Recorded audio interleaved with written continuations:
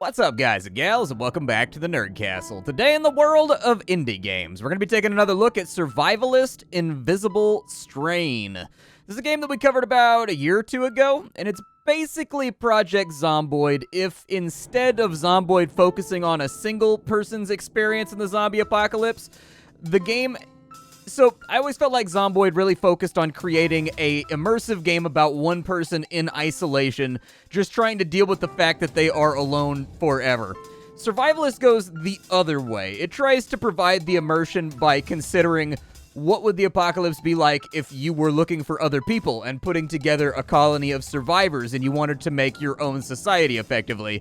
And so it has a lot of the start and the run-up that Zomboid has, where you're looking for specific weapons and materials to survive, but it also allows you to build up basically like a post-apocalyptic family where you all watch each other's backs and you can cruise around sort of going on adventures together and fighting with other colonies and doing diplomacy and stuff like that. So we're going to dive on in today. We're going to take a look at it for about 25 to 30 minutes, see if it's something you wanted to add to your wish list or otherwise pass on. If after watching this you did indeed want to get the game for yourself, as usual, I got a link for you down below. You can also check out my Discord and my Twitch stream just in case you wanted to hang out live with me at any given time. So let's start a new game, shall we? One thing I really like about this game is right at the beginning where you start off and you try to choose your gameplay mode. I love that they have nested the Steam Workshop actually inside of the game and that you can install mods from inside the game. That's such a cool feature. And honestly, I haven't seen a whole lot of games that have actively done that. Normally you have to go through the Steam Workshop. And so it's really cool that they've integrated that right there. So inside the sandbox, we are going to have to choose our character. So I'm going to go ahead and create a character, and after we get done doing that, I'll come back and I'll talk to you a little bit about the stuff you can do for their loadout. But just give me a second, I'm going to make a character. All right, so just like that, we've got Burt Backhand. So now we got to create his stats and whatnot. So we can go in and we can customize our start pretty much any way you want. You can click these off. It uses a point system in order to buy the equipment that you're going to start out with. I'm fine with the equipment, and in fact, I probably want to scooch this back to like late spring. There we go. That's a little bit better. And then with our clothing, I like our loadout. I think it looks pretty good. Over here, we get to select our starting equipment. I'm just going to unselect everything real fast so I have all my points available. I'd like to have an axe. I'd like to have a backpack, and I think that I would like... Ooh, what else would I like? I'm going to get a tent, I think. I'm going to get a tent because it's nice to have a place to sleep. Sometimes it's unreliable finding tents in the beginning of the game so that you can actually take a rest. And so anyways, I'd like to have that utility with me. So we've got a weapon, we've got storage, and we've got the ability to take some R&R once we feel like we deserve it. In our skills menu, we've started out with fitness and hand-to-hand. All of these skills do exactly what they say on the tin. Medicine affects how good you are at healing, farming at planting, so on and so forth. Personality, I don't actually know how this affects things, but we'll go compassionate, cynical, street smart, withdrawn, loyal, skeptical, bold. That sounds good. That seems like a pretty good play. Seems like an alright thing to go with. Okay, so let's randomize our world and see how our survival adventure goes. I don't know if Burt Backhand's gonna make it, but I'm gonna give it my best try. Okay, so here is Burt Backhand on the road. You're new to this area, find a friendly settlement. Okay, I'll see if I can track one down. The first thing you're no doubt going to notice is that this game has a very weird comic book presentational style. And honestly, I sort of feel like that's going to be like the big thing that sort of makes people... I didn't realize I had a top knot. I guess I forgot to fiddle with my hair, but that's fine, dude. Top knot's cool. I can live with the top knot. We'll be a warrior out here. So we're along the edge of the map. You're almost always along the edge of the map. I'm going to go ahead and ready my axe just in case we have to make do with the combat. And in the early game, it's a really, really good idea to find that settlement, just like they recommend. But first, I think we should loot the car. Oh, we've got an antigen and a gun inside of there. That'll be nice, just in case we get bit by a zombie on our way around. The beginning of the game can be a little bit risky. And so having that antigen will be really, really nice. Hopefully we don't have to fight anything on our way to civilization, or at least the last vestiges of civilization. But, you know, like I was saying, I think the presentational style and the graphics and the way that, like, the portrait and the map take up, like, a big chunk of the actual equitable screen space is going to be a big thing that stylistically people are going to rescue with. I stopped minding it after I played for, like, 5 or 6 hours, but for the first hour or so, I just kept feeling like the portrait moving out of the corner of my eye, and I felt like I would really, really like the option to basically go with a minimalist UI. So effectively take the blood loss and the fatigue and just put them up in the top left of the screen with no background. get rid of the portrait of our character over there in the top right, and then shrink down the mini-map and put it like in the top right or the bottom right. And I feel like I would like that quite a bit better just for view space. If you're wondering why everything's so gray and foggy, it's because this game is an RPG at its core, and your character has a sight skill, and our sight skill is not very good right now, so we can't see very far. Oh, there's a Zambo over here. Okay, it's a speedy one. Combat in this game is pretty simple. Don't get bit by the enemy. You want to break their legs, and then you want to target their head and beat them to death. And pretty much every fight is going to go that same way. Every activity you do in this game is going to increase your stats, so we got a little bit of hand-to-hand fighting skill right there. There's a rag inside of there, so that sounds good. The downside to all these cars on the road is that it is a very real possibility that we may run into some form of problem. Okay, on the ground, smack them in the head, they're now down. By default, my targeting for like the body parts of the zombies was disabled. I don't know if it's gonna be like that for everybody that's playing the game, but it was like that for me. We gotta get somebody here. Somebody's gotta go. Our fatigue is really, really high, and so we're gonna have to do something about that. We've been bit, unfortunately. That guy's dead. And so now we're running off adrenaline for a minute. We're going to want to finish this dude off really quickly before things go any more wrong than they already have. So down goes that enemy, and what we need to do is we need to gird our blood loss real fast. In the early game, you're not going to be set up to kind of like... Oh, he bandaged himself. A lot of activities in this game are automated, in case you were wondering. So the game, including your character and people you are not controlling, have automated activities. I looked around for a way to disable automated activities on a character you're actively controlling, but it doesn't really seem to be a thing, unfortunately. So we got bit right there, but we don't have to worry about using our antigen. We're still all right. I would like to be in better shape. I wish that we had not gotten bit. But that's what I was about to say, is that the downside to being on this road with all these cars right here is that there's a really, really good chance... Ooh, a medical book. Nice. That'll raise our medical skill by 1. A toolbox and a baseball bat. You need the toolbox in order to build your base, so that's a really, really good find. Normally, you kind of have to trade for one until you find one. We've also got a backpack right there. I will take that just so I can sell it when I get to town, or if we find a companion, I can go ahead and give it to them to increase our carrying capacity. But yeah, places where there's lots of cars tend to lead to cities like the one that's right in front of us, but they're abandoned cities, which means there's going to be zombies everywhere, and they continuously just kind of respawn in that area, which when you're new to the game and your character doesn't have the fighting skills in order to deal with like large hordes of zombies, that can get you into really, really big trouble and get you killed really early. You saw how we kind of dealt with fighting 2 at once when they were kind of the running, sprinting, you know, jumping through the air 28 days later zombies. We had a hard time dealing with 2 of them just because our swings are slow, our dodges use up so much fatigue that it just gets risky. For you right here, are you going to jump? You're going to jump. Okay, I'm going to bash your head in real fast. There we go. Head bashed in. If you have crosses on your person in this game, you can press F9 and save your game. So the actual crucifixes themselves control whether or not you can save the game. Unfortunately, there seem to be a lot of zombies over here. I'm trying to avoid any sort of like combat and getting involved with them until I have sort of a fallback zone, but unfortunately we don't have that. Now, when you're looking for a town that people actually live in, what you're going to want to look for is smoke in the air. Unfortunately, I see 0 smoke right now, so I'm going to go ahead and wander for a little bit, and maybe we'll run into something, and I'll cut the video back on in once we actually find the next stage of gameplay. Ah, I see campfires over there. I was actually just kind of casually following the road and just looting stuff. As of right now, if you press the F1 key, you can open up your inventory. And this is where I actually think that the portrait's a really good idea. When you're in your inventory, the portrait will occasionally go and zoom out, and it rotates around your character so that you can see what's around you while you're going through your inventory, because the game doesn't pause.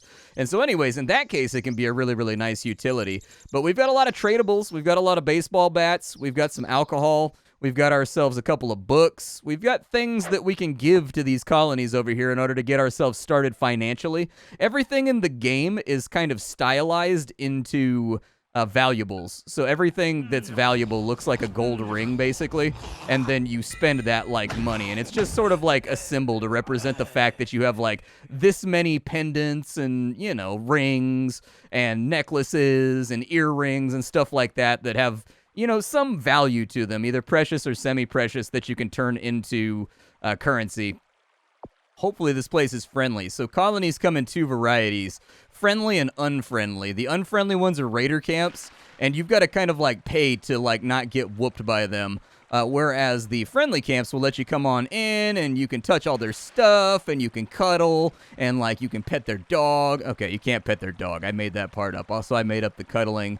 Also, I made up all the other things that I said. Now, the way that I like to tell before I go up is the music changes. So if the music goes like boom, boom, boom, boom, boom, boom, boom, boom, boom, like it plays the Phantasy Star 4 like opening, title screen music, then they're a hostile colony. But if it plays like sort of happy music, they're a nice colony. Okay, so that's a raider colony. Unfortunately, we do not want to go inside of there. If we go in there, they're going to rob us. They're going to take all of our stuff. They're going to make us look like a nerd. They're going to give us swirlies and like wet willies and all that kind of fun stuff. So maybe we'll just pass on going into that place. Be careful about crossing rivers. Your clothing does get wet, so if it's cold outside, it will lower your coldness resistance, which is definitely something you need to babysit. On the map, you can see what the temperature is outside right now, and it's a nice 19 degrees Celsius, so we're okay. It's not that uncomfortable outside. The white arrow underneath that is the direction the wind is blowing, because the zombies have a sense of smell, and then your heading is the compass in the top left of the map. The blood loss is effectively a reverse health meter. When it fills up all the way, you die. Okay, so after many disappointments, I think I found our next camp where we're going to see if they're friendly. If they are, we can start operating out of this place and basically using it as a loot dump for all the good stuff that we're finding, and we can kind of go out to like villages and cities and stuff and start like looting the wreckage. Nope, that's a raider camp too. I just can't seem to find a friendly camp today. That's got to be like the third or fourth raider camp that I've run into. And honestly, I don't think I've ever had this bad of luck thus far. Like, I've been wandering now for a while. There's another camp over there. What are you? Oh, you're like a white strain. Okay, that's not great. Let me see if I can cripple it. There we go. If I can bust this guy's legs up, he'll be much less of a threat. And now we just give it to him because now he can't get back up. Those are the stronger zombies right there. The zombies come in different varieties. Basically, there's green, there's blue, there's red, and then there's invisible strain. And all of those are dealt with in similar ways by injecting yourself with kind of a serum. But, like, they're different difficulties. And the white ones can actually take, like, a lot of beating to get rid of. The red ones are by far the most dangerous, in my opinion. And then the blues and the greens, they're manageable so long as you've got, like, good fighting skills. Hopefully we don't run into anybody else around here. If I had a radio, the radio will populate your map, basically, with other people's radio signals. Ooh, blue strain. It's not great. That could be bad if we catch aggro right here. I really sincerely hope that we don't. Are you guys raiders?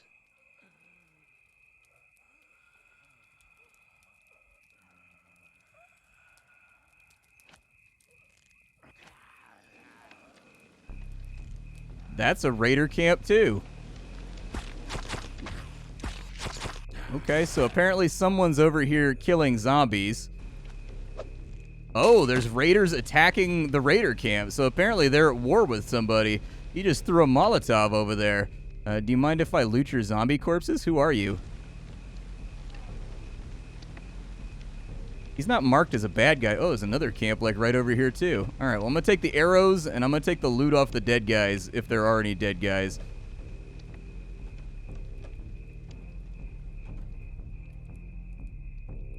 Huh.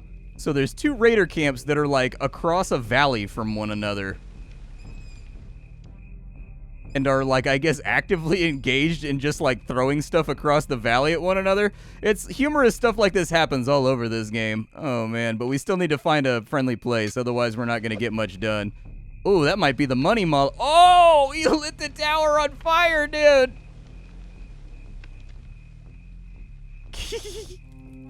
Okay, so after a very fun, like, it was a long walk. I've been walking for, like, 20 minutes. I finally found a friendly town. I think I found 7 raider camps before I made it to one friendly. That's never happened to me ever. They want to know what my business is. I'm here to trade. And so now they will let me come inside. And so they shouldn't, like, mind too much that I'm here to trade. Don't cause any trouble. All right, there we go. We've got our first little task all nice and resolved. Does anybody have supplies? Brooke Noel is the main trader. Okay, let me see if I can find Brooke Noel then. We now have free access to this place, and the good news is if we get ourselves in over our heads, we can kite back over here to, like, protect ourselves, basically. We can also use their fires to dry and warm off. We can use their wells to get water. All that fun stuff. Are you Brooke? What's your name? Sydney Randall. All right, let me find the vendor. Oh, here she is. She walked right up to me. Okay. I want to trade supplies with you because I'm carrying too much stuff right now. Okay, so I will trade unto you this pack. I will trade unto you these tire irons. Yes, you... Oh, God. Okay, are we under attack? I'll help out, bro. I'm not afraid. Is that a zombie right there? That is a dead zombie. Huh. Weird. He's auto-drinking water right now. It's good to stay hydrated. You gotta hydrate or dihydrate. That's the way that it goes. The bad news is we've lost our trader here, and they live in the midst of just a ridiculous forest. And so that's kind of where we're at right now. What's their faction called? The Death Snake Resistance. Okay. Well, where did Brooke go? I need... Any guys? Brooke? There she is. Okay. I would like to trade again. And we've got grease nuggets to feed ourselves for a while, so that's good. Never go anywhere without a fistful of grease nuggets. That's my motto. The other thing that we need to trade is, I think I'll trade them the gun, maybe? I don't think we need the gun right now. Guns tend to, like, as with Project Zomboid, guns in this game tend to cause more problems than they solve, and so I tend to, like, stay away from it. We've also got some books that we can sell. Those are just free vendor items. You got anything that might be helpful? Doesn't really look like it. She doesn't seem to have anything that I want. I mean, the seeds are nice for when we start planting, but for right now, not a big deal. A red strain antigen might not be a terrible idea, but it's 90 bucks and we can't afford it. The red strain, it tends to take over your body very, very quickly. And so it's been my habit to try to always have like one red strain on me at any given time. So now that we know that these guys are here, we can expand out a little bit. And we can start hitting kind of local towns that are abandoned and seeing if we can get anything out of them. I think we got to go north, but let's go see if we can find a town and find some loot. On top of that, we need to craft ourselves some stuff so that we can start making a base. I'll probably put my base in close proximity to their base, just for safekeeping. But we need to find a radio. That's the big thing, is because we can't get any recruitable party members, except by dumb luck, unless we have a radio. If we have a radio, it'll flag where the refugees are at on the map. That way you can go seek them out and be like, hey, you want to join me? And you can have some backup, and you can cruise around with like a party, and you can equip them, and you can be a little bit safer. They do get infected just like you get infected, so that's something to keep in mind if they end up getting bit. I think I'll probably go, like, right here. Oh, the town actually goes out to there. Okay. Fair enough. So we're going to have to pick a spot here. Maybe I'll go to the other side of this hill just to keep it a little bit safer. I don't want to be anywhere near the spawn zone. But we need to put down some basics real fast just to get ourselves settled. This is kind of rough terrain over here. I don't know if I like it. Maybe I'll settle on the road with the cars. That's a pretty good idea. We can use the cars as, like, storage barns, maybe? That might work. Yeah, I think that's a good idea. Let's go ahead and break out our toolbox, and we're going to go into build mode, and I need to build a wooden storage chest, like really, really badly. So we'll put a wooden storage chest right there. Oh, I guess I don't have enough space for that in your backpack. Oh, he doesn't have enough space for one wood, which is what we need in order to build it. That's a bummer. That's a little bit of a bummer, but I think we can fix that a little bit by putting down our tent. Yeah, let's unpack it. So I'm going to put my tent right alongside the road over here. The bad news is that since we're on a road, there are going to be people walking the roads, so we're going to run into people a little bit more frequently. If you wanted to speed the game up, you can do that with the F and the G keys, just in case you're doing a lot of crafting stuff that's very time-consuming. You can check all the keybinds inside the settings. They are fully re-keybindable, so that's a good checkbox to hit. But once we've got this out of our inventory, I think we may have room for one wood, basically, so we can start some very, very basic tasks. Okay, so our tent is down. We now have accommodations for ourselves, and you use that to lower your sleep deprivation. I do have a couple of crosses. I am going to save real fast just because it took me forever to find this colony, and so it just feels like a really good idea. And then we will go with a toolbox right here, and let me see if I've got enough space now to build a storage crate. So if I want the storage crate to go like right there, can I do that now? There we go. So now he's going to go chop some wood. That's a really good idea. So I'm going to speed the game up real fast so that he's going to go get the wood and he's going to basically auto-build this. The way that they select trees is kind of random. I've noticed they don't like ever select the tree that's closest. Apparently they just have a tree that is their most favoritist tree in the whole world. Okay, so we took a pee, we ate a snack, and now he's saying he's sleepy. This is the problem with the automated actions, is that you're constantly grabbing these guys and being like, stop doing automated actions, start doing the thing I want you to do. It can be particularly tense and bad if you're in a situation where they're like on the brink of death and you need to like light a fire, or you need to do something very specific in order to save them, and they keep just diverting to drink water or do other things. It can really drive you kind of crazy. It's actually one of my main complaints about the game. We'll go ahead and chop down a tree right here. But we're not done just yet. We've also got to chop this little part right here to get the rest of the wood.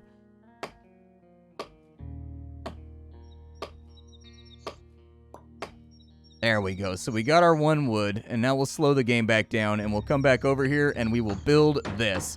This is going to add to our building skill. Unfortunately, it's going to take us a really long time to build stuff because we suck at everything.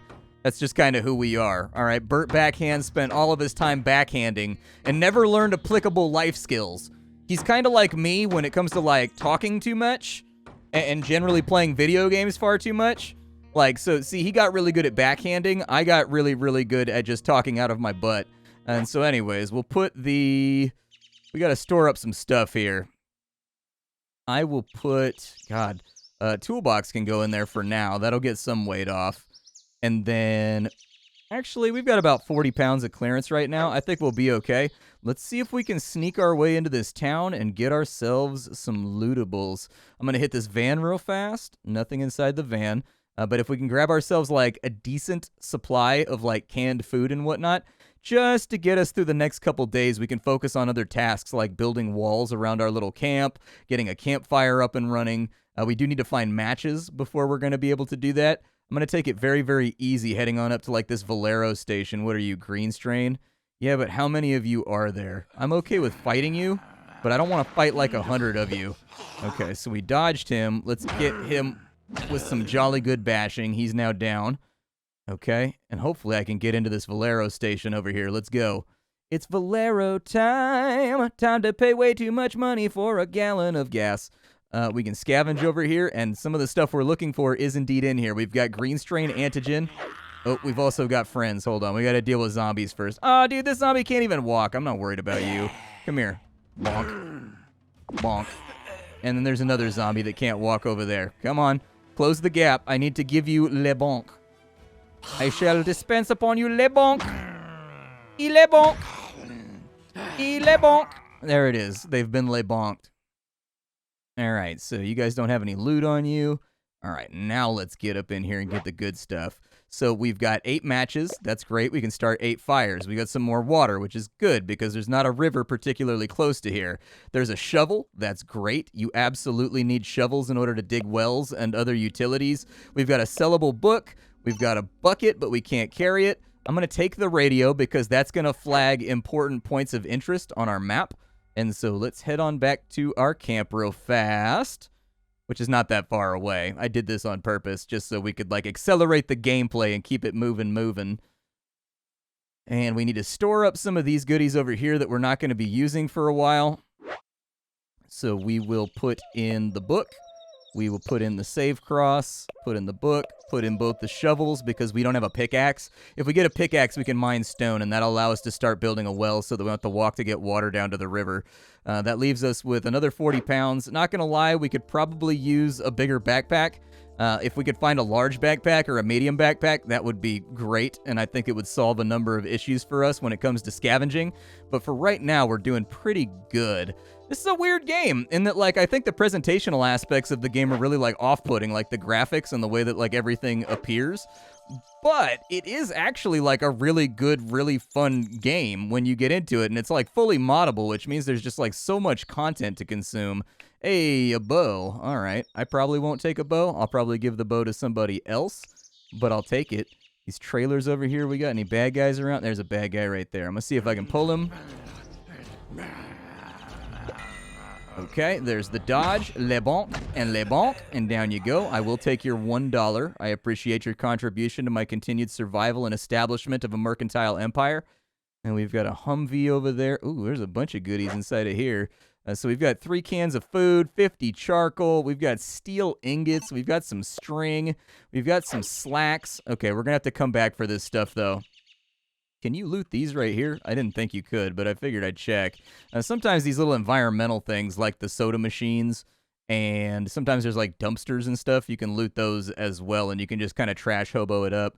All right, let's head back real fast. I try to sprint everywhere I go once I've got the zombies taken care of, because leveling up your endurance takes forever. Like, your fitness takes a really long time to level up, and fitness is actually pretty important to have in this game. You know, rule number 1, cardio, all that fun stuff. I will put all of the cloth in there. I'll put the vodka in there. I don't need this many bottles of water. That's like a really, really huge amount of bottles of water. This will hold 400 pounds, so we don't have too many storage concerns right now. With the radio, is there anybody nearby I can maybe recruit to help me? So it looks like we've got a trader up there who's radioed in. We've got virulent zones. But other than that, actually no calls have gone up. Interesting. Well, with no refugees on the map, that's going to handicap our progress a little bit, because normally what I like to do in the beginning of the game is pick up a second guy and just sort of put him on all the crafting tasks around the base. Unfortunately, we can't really do that right now, so we've got to lift kind of all the responsibility by ourselves. That's probably a good thing, in all honesty, considering all variables, because we don't have a well inside of our base, and the nearest river is like really, really far away. So people are going to constantly be walking to the river and getting themselves attacked by zombie hordes and stuff. So I think that in the interim, or like in the long term, it'll work out, just kind of going it alone for a little bit. But it is still a bit of a bummer that I can't follow my normal routine. I'm going to leave this stuff over here because it's too heavy for me to carry. I'm going to take the string, and I'm definitely going to take the canned food. That's going to be really, really important. This diner over here has 1 zombie behind it, but I feel like if I can stay on this side, the zombie won't know about us. So there's a knife, 3 more cans of food. We've got a pot, which we can use to upgrade our fire so that we can cook. A green strain antigen right there. That does weigh 14 pounds, though, so I'm going to leave it here for a second until we need to go back to store things up. I'm looking for a pickaxe, though. If we can get a pickaxe, we can start hammering out the stone that we need in order to make our well. And once we have the well in the storage crate, I actually feel like we've got a pretty good chance of making it through this. The wind is favorable right now, which is fantastic. Looks like there's a bunch of building materials in here. I'm not going to go for the building materials. Instead, I'm going to go for the gun, the string, and, oh, there's chicken wire right there. There's 3 valuables. I'll take it. 4 foods. That's fantastic. We've got 10 food right now for the future. We've got a knife, which means that if I can track down a flint on the ground, we will be capable of lighting fires independently of our match supply, which is a really good thing. You should consider this game to be kind of like The Long Dark when you're playing on Interloper. You want to conserve as much as possible your matches. Those are like your rainy day fire starter fund. And so if we can get a flint and a steel, that'll put us in a good spot. 9 foods inside of here? Okay, dude. Yes, absolutely. The stones are 50 pounds each, but there is enough stone here for us to build our well. But man, is that going to be micromanagey to get it all back to base. It's going to be really micromanagey. Foof. Okay. Do I want to deal with that? I don't know. Until we have a bigger backpack, it just doesn't seem like a great idea. If I had like the 150-pound backpack, we could carry 2 back with us each time, and like it would work out. But for right now, I don't think it's going to go that way. Lots of building materials in this town, though. So we've still got way more buildings that we can kind of like go through in order to get things done.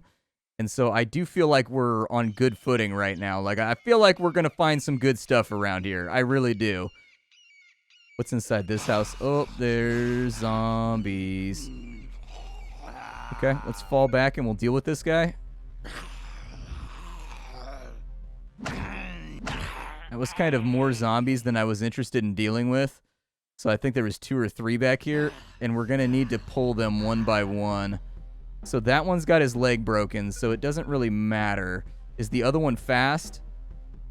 So we need to separate the fast ones from the slow ones.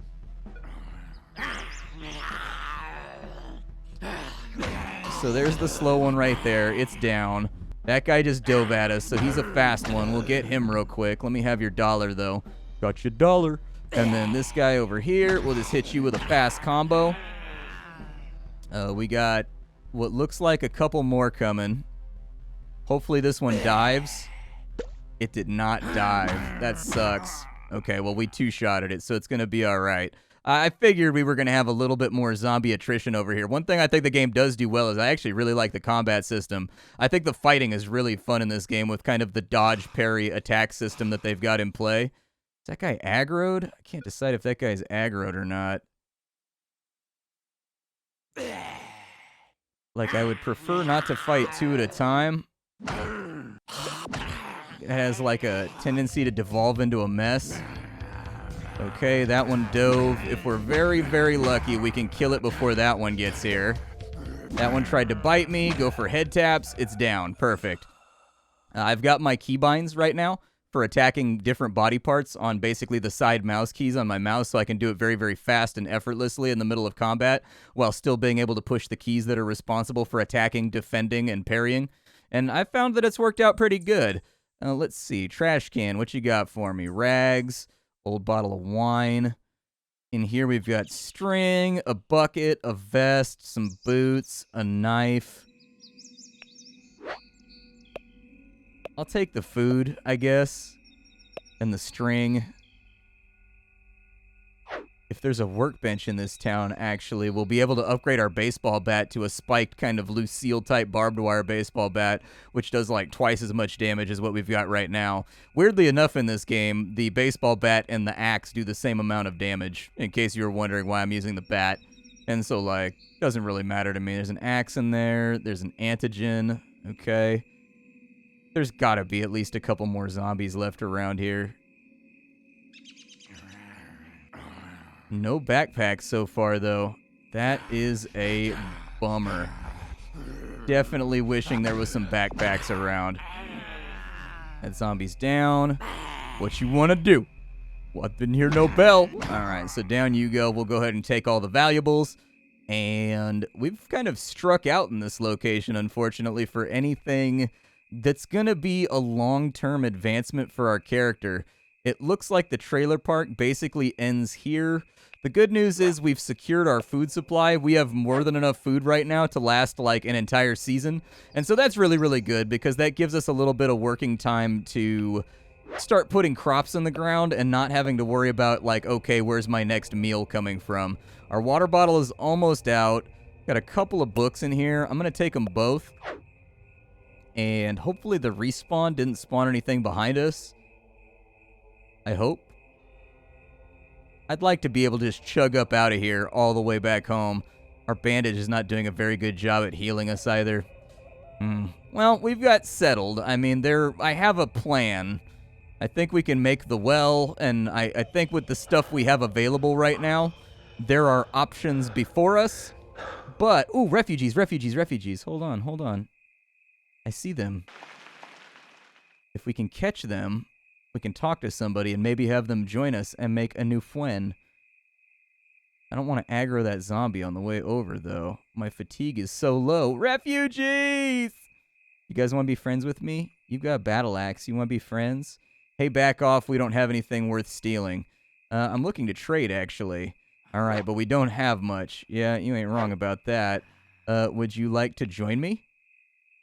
I don't know you well enough to trust you. Okay, what about you? You want to join me? I guess it can't be worse than this. Nice! So we've got Gabriella George now, who is now a member of the Deep Slap crime family. Aw, yeah. So she's going to follow us now, and we can manage her inventory, and she'll help defend us, and she'll fight enemies. She will do tasks around the base in order to, like, build up the walls and stuff like that. We can actually take a look, and we can see what her skills are. So Gabriella is a really good fighter, a really good builder, a decent farmer, a decent medic. Actually, we kind of hit the jackpot right here with Gabriella. She's a pretty good character.